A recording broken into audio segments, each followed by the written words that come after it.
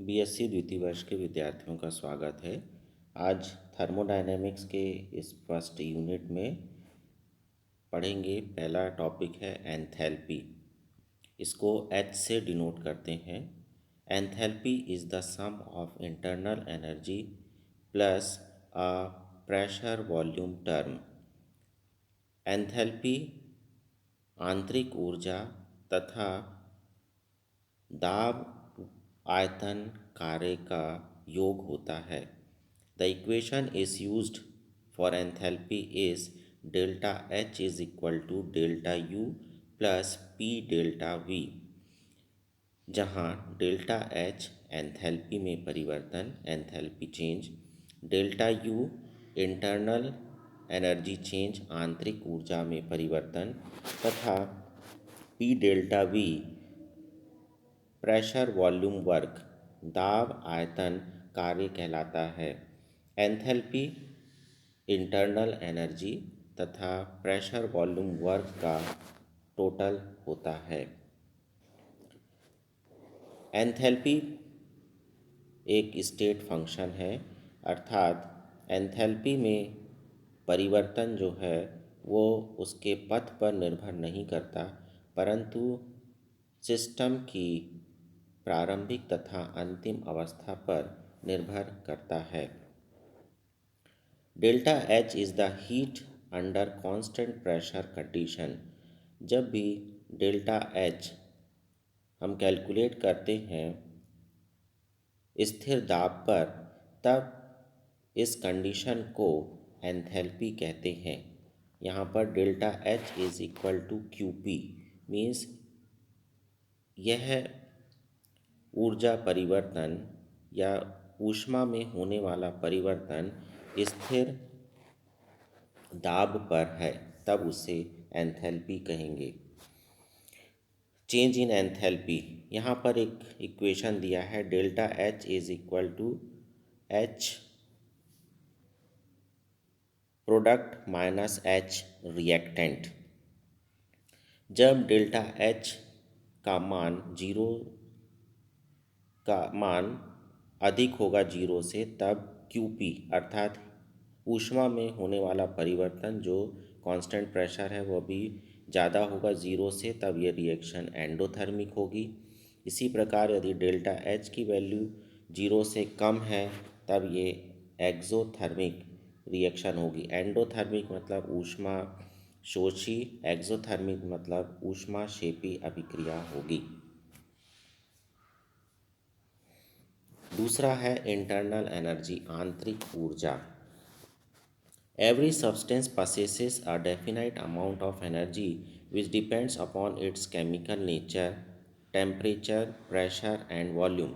This is called internal energy. प्रत्येक पदार्थ एक निश्चित मात्रा की ऊर्जा को संग्रहित करता है जो उसकी रासायनिक स्वभाव, ताप, दाब तथा वॉल्यूम पर आयतन पर निर्भर करती है, और यही एनर्जी जो किसी सब्सटेंस में निहित होती है उसे आंतरिक ऊर्जा कहते हैं। Delta U is the heat under constant volume reaction. The volume can not change, so no PV work is done during the reaction. And when we calculate delta H at constant volume, then it is called internal energy. अर्थात यदि हम enthalpy में परिवर्तन या ऊष्मा में होने वाले परिवर्तन को कांस्टेंट वॉल्यूम स्थिर आयतन पर कैलकुलेट करते हैं, तब उसे इंटरनल एनर्जी कहते हैं। तीसरा देखें इसमें वर्क। थर्मोडायनेमिक प्रोसेस में कार्य क्या होता है। यहाँ पर एक एग्जांपल है, यदि किसी सिलेंडर के अंदर हम गैस को पिस्टन के माध्यम से संपीड़ित करते हैं, तब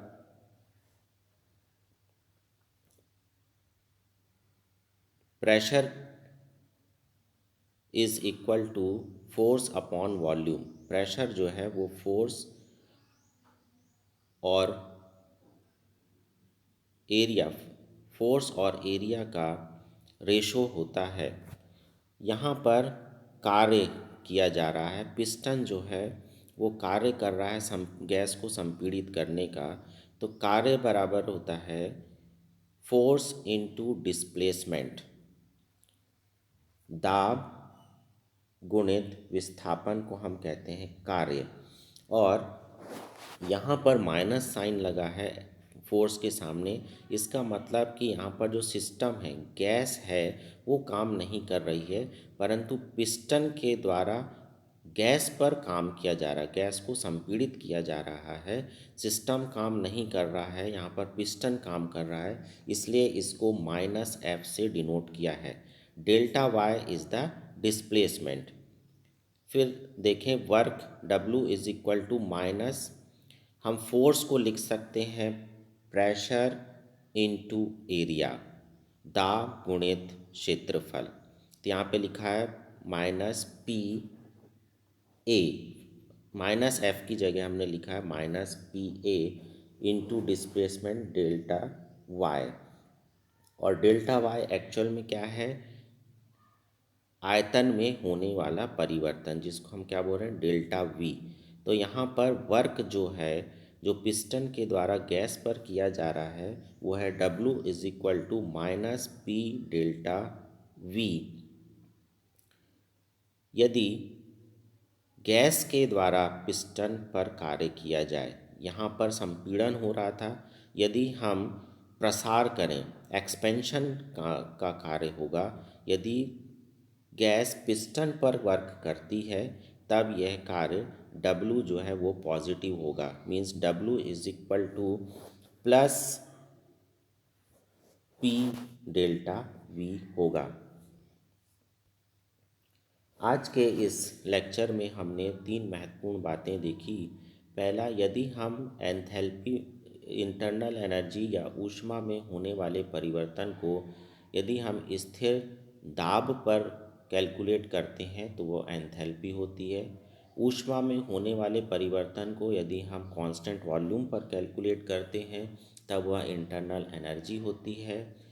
जब पिस्टन के द्वारा किसी सिस्टम पर कार्य किया जाता है तब वो माइनस होता है, और जब किसी सिस्टम के द्वारा पिस्टन पर काम किया जाता है तो वह प्लस होता है। धन्यवाद।